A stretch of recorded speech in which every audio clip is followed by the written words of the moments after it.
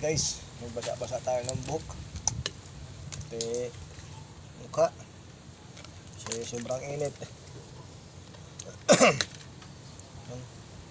Para hindi delikado sa ano. Grabe ang init. Talagang lumano sa mukha mo.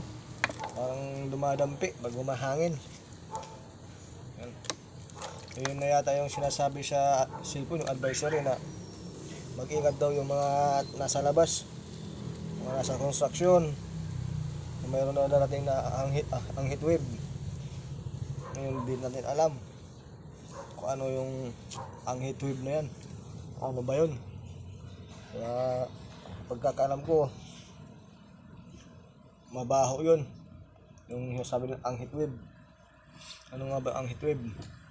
Ayan, nagbasa tayo mga idol. Paghahanda natin sa ano.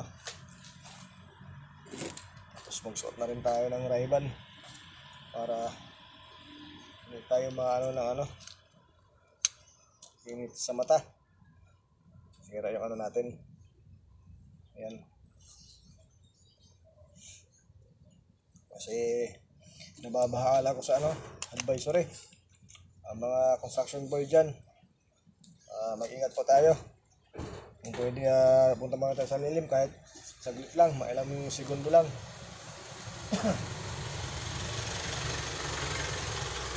Ang delikado yung ano, sinasabi ng heatwave. So hindi natin masyadong kilala yan. Patay nakaranas yun ang heatwave.